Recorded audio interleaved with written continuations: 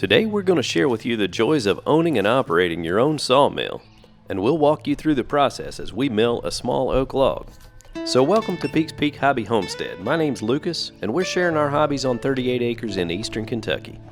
So I got my first sawmill just over a year ago, and I immediately started milling lumber to build this sawmill shed. Now, just like anything else, you can learn tips and tricks and techniques throughout the rest of your life, but you don't have to be an expert to mill your own lumber. Just watching a few YouTube videos can teach you enough to get you started. So the process begins when you load your first log on the mill. We're going to start with a small log just so you can see the whole process, but it won't be difficult to handle the logs and lumber. So once I get a log loaded onto the mill, I have kind of a pre-milling inspection that I always do to make sure the mill's ready to go. That starts by setting the blade tension and then checking to make sure that your blade is running straight on the wheels. It also never hurts to check over the components like your bearings and your clutch and your belt and make sure everything's adjusted the way it should be. You also have blade guides, and they are adjustable so that you can tighten these blocks up to keep the blade fitting tight inside the guides, and proper adjustment of all of these components are going to make sure that your mill operates correctly and your lumber dimensions are consistent. Now this Mecmac sawmill has a gravity-fed coolant for the blade, and they recommend soapy water, but I found it easy to get me a barrel of windshield washer fluid that I can just fill up right there on the spot. I also found the flow valve to be cumbersome to turn on and off, so I installed an electric solenoid so I could operate that by a switch, and this works great for turning the coolant flow on and off. Now this Mecmac sawmill just has a hand crank hooked to cables that raise and lower the head to adjust the height of your cuts. And the cables have adjustments so that you can level the head and make sure that your blade runs straight. So now that we have the log secured to the bunks and we've got everything set for our first cut, we're ready to fire up this Kohler engine and make our first cut. Now I don't leave my engine running between each cut, so the electric start comes in really handy.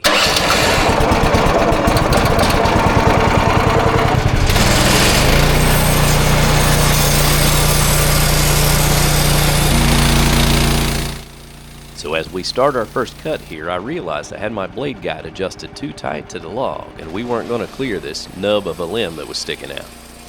But it is important to adjust those blade guides as close as you can to the log that you're cutting so that you don't have a whole lot of blade deflection.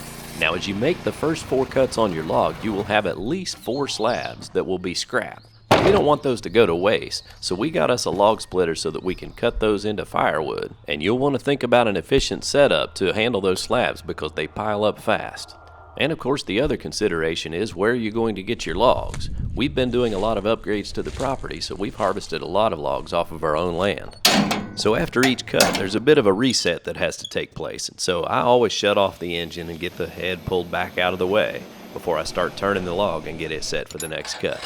Now handling logs can be really dangerous. These small logs, you really only have to worry about your fingers and making sure that you don't get them in the way.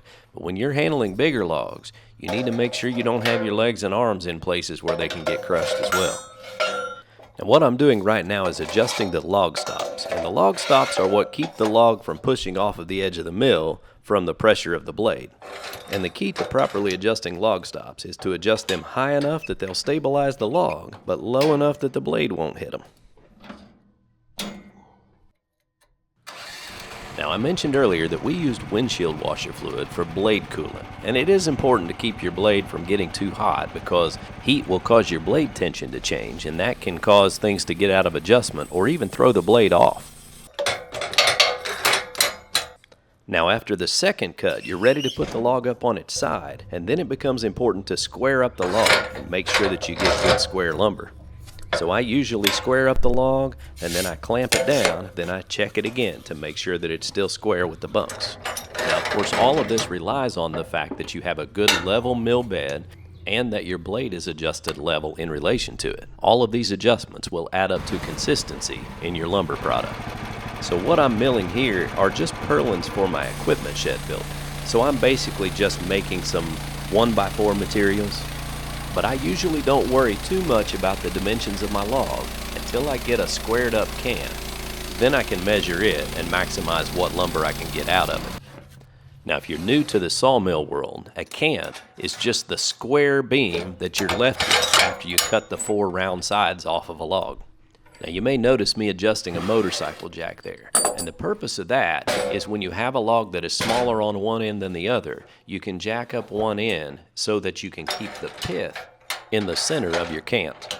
Now, a pith is just that dot in the middle of the log, and the reason it's important to center that is because structurally, that is not a very strong portion of the wood. So when you can, you want to remove that from the lumber. Now, sometimes you're going to be making a beam, and so you've got to leave the pith in. So you just want to make sure it's in the center. That way it's protected by strong wood around it. Now, I don't pretend to be anything more than a beginner at milling lumber, but I'm hoping that by sharing with you my experiences and the things that I've learned, that I can encourage you to jump in and give it a try, because you don't have to be an expert to come up with a pretty good product and be able to have a whole lot of fun while you're doing it. Now, once you have your cant, you can actually remove the log stops and slide them all the way over against the edge, and that way you don't have to worry about hitting your log stops with the blade. Now, if I had one complaint about my Mech-Mac sawmill, it's this log scale, because it doesn't take into account the blade width, so basically you have to reset it every cut. But I'm never milling for production, so it doesn't make that big of a difference. Now, if I had one piece of advice for the longevity of your machine, it would be to listen closely as you mill. Different sizes and different species of logs will have different densities, so you can push the mill head harder in some logs than you can others. But if you try to go too fast, you'll put too much tension on your blade and cause your clutch or your belt to slip.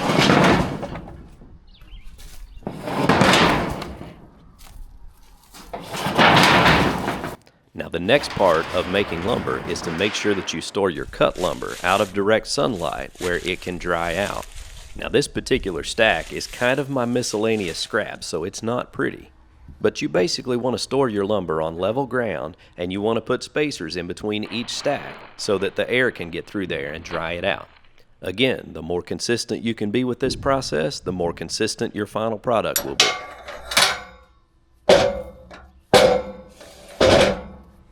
Now, the next thing to watch out for is tension inside the log. And what that means is you cut a board off of one side of the cant, the other side of the log is going to be under tension and start to bow. So if you notice after a cut that either the center of your cant starts to raise up off of the bunks or the ends start to raise up off of the bunks, you may need to flip that cant so that it doesn't get too far out of control.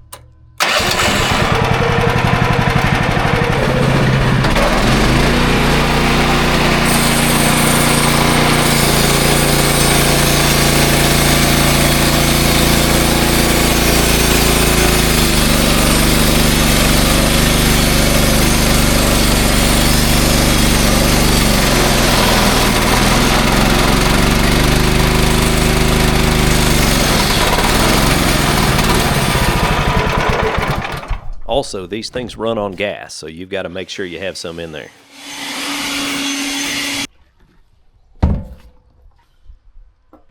Now, I like to keep that handheld blower around because obviously you generate a lot of dirt and dust when you're milling.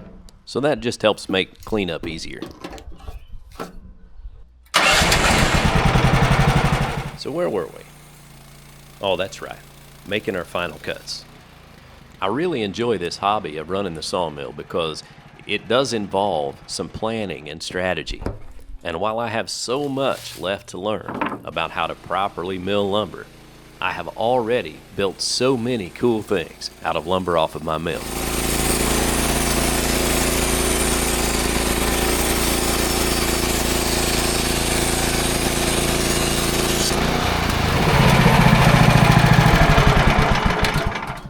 Now, this last little scrap leaves me with my final purlin on the mill, but I wanted to show this scrap because you can see the consistency in the final cut.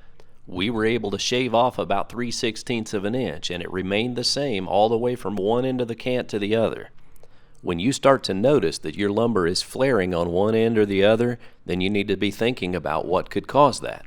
Sometimes it's just a matter of a dull saw blade, but other times it means that your mill bed has settled and needs re-leveled, or you need to adjust the mill head.